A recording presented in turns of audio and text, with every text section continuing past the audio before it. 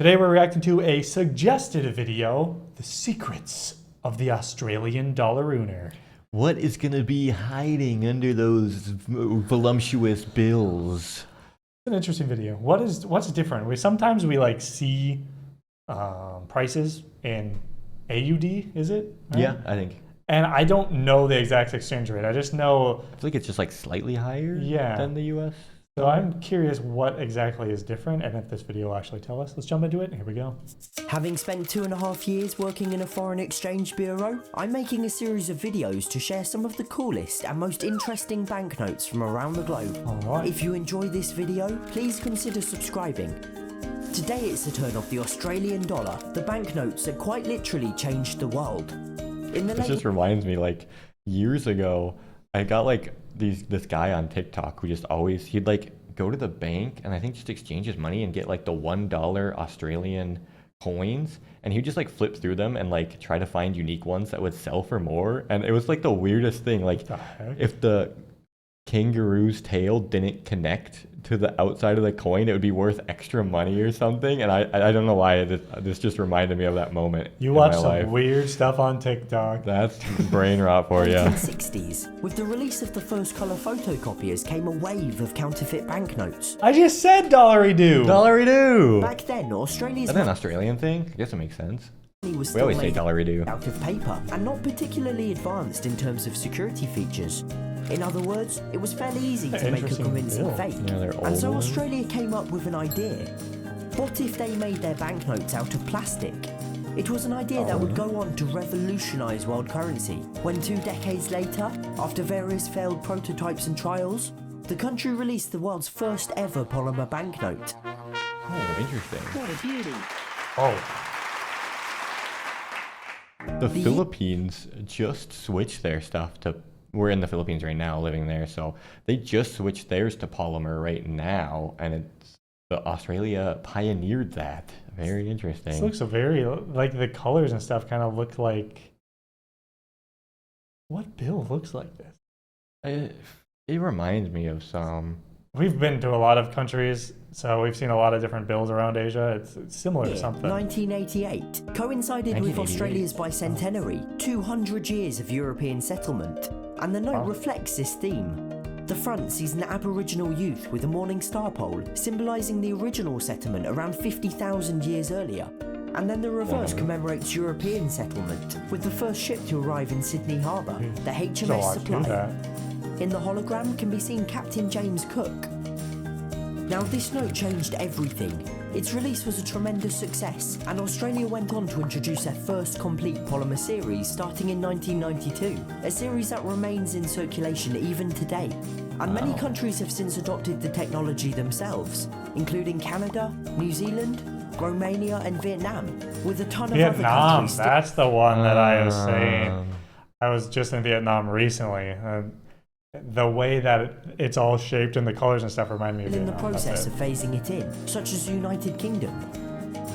Not only are polymer banknotes more secure, but on average they last 2.5 times longer, with an expected lifespan of 7 years. This obviously reduces production costs, and at the end of their life they're able to be recycled. What's more, a lot of paper banknotes aren't actually paper. The US dollar, for instance, is 75% cotton, which requires large quantities of water and pesticides to produce.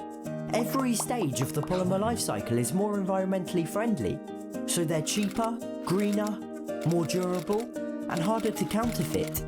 When I say these banknotes changed the world, that's really not hyperbole.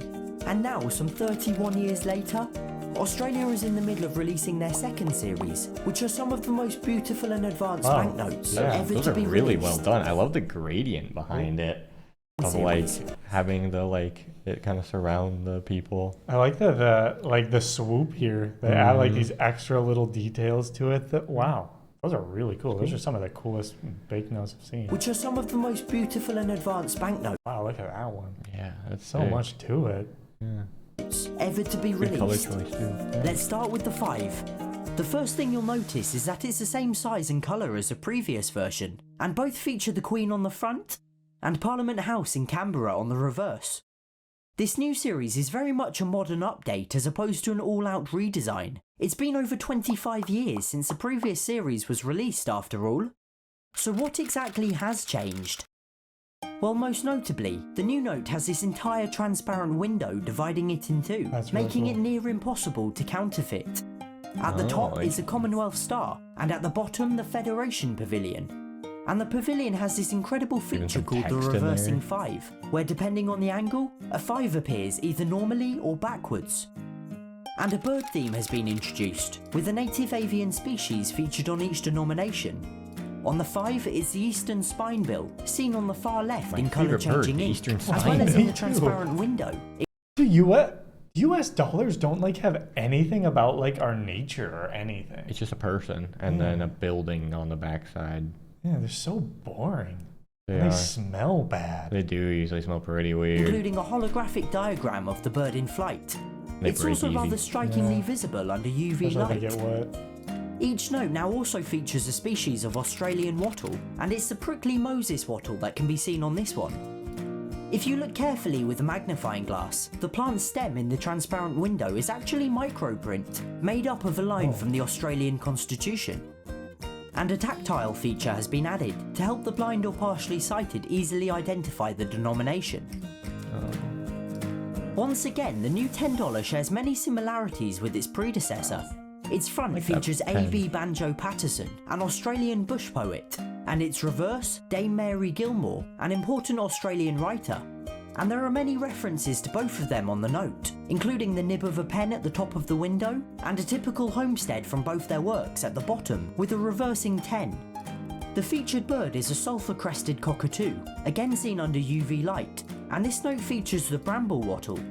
Like the 5, its stem consists of microprint, extracts from Gilmore and Patterson's poems, No Foe Shall Gather Our Harvest, and The Man from Snowy River.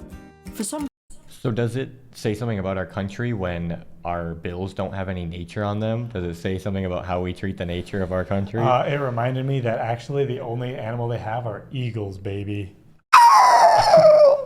Yeah, I mean, it does. Thank God we had some governments in the past, or at least presidents, that were able to make like the national parks and all this stuff, because I feel like, I mean, think of it right now. Trump's EPA guy just basically, I forgot what he said exactly. He said he's going to stab the climate change religion in the back, or something like that. Like saying that climate change is fake and his EPA is going to get rid of it and do all the things they don't want to do. How? Because the environment doesn't matter. Money matters. That's why we're watching The Secrets of the Australian Dollar. Bizarre reason, Australia skipped the $20 bill and went straight to the 50. The 20 is due to be released in October 2019 and will retain many of its current features, with the addition of a laughing kookaburra and box leaf wattle. The final new release is the $50. Its front sees David Unipon, an Indigenous Australian preacher, inventor and author, whilst the reverse portrays Edith Cowan, the first Australian woman to serve as a Member of Parliament. I don't really know any of these people, so we don't know enough about the history. In the window, in colour-changing ink, and under UV light. We knew the Queen and James Cook, probably. Yeah. That's about it. And the Cape York wattle. Which I got a The history symbols video. in the transparent window include an open book at the top and the Raucan Church, where Unipon was born and grew up, with a reversing 50. And then the microprint stem is made up of lines from his book, Tales of Australian Aborigines, and Cowan's maiden speech to Parliament. Lastly, the $100 bill hasn't been updated yet, but it's expected to be released in 2020, and will probably look something like this. Wow, I hope it looks exactly like I hope it says dollar dues. I was wondering why they don't have a roo on there. It says good day, mate. Dollar dues.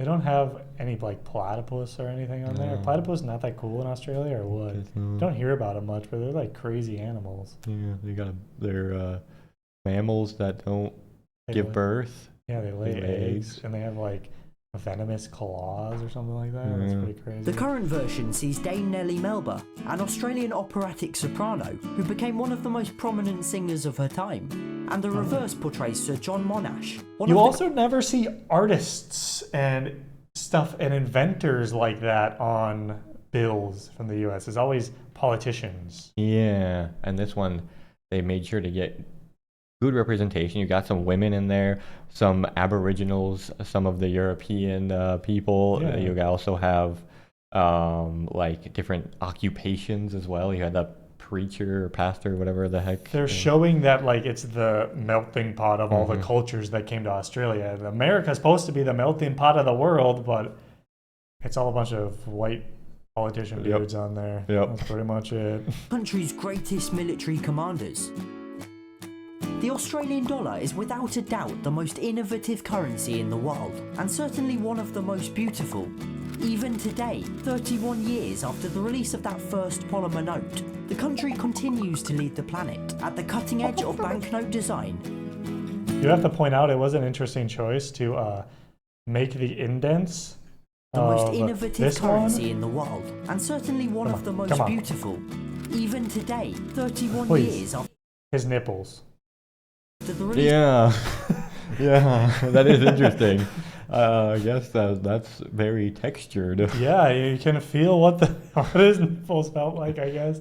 Interesting video. A lot of really cool things. I've never seen Australian dollars. I feel like I possibly saw the one with the Queen on it before. Yeah, maybe. That's the only one I think I've That's seen really before. not- That one was familiar, but really cool. It's interesting too, like this video is a little old, seeing how many more polymer banknotes there are, because the Philippines just did it. I believe the Hong Kong $10, maybe the other ones. No, I know the $10 for sure is polymer. So I'm sure there's a lot more other countries that have taken the footsteps of Australia here with Gotta be. upgrading the banknotes like that. They last longer. I didn't realize that this is like the good version and they only last 7 years. Yeah, that was surprising. So that means a normal, like paper cotton mesh one only lasts like 3 years. I don't know. That's really crazy. I would have thought those things were in circulation for a long time, but it's not. Thanks for watching, everybody. Hopefully you enjoyed. See you in the next one. Bye.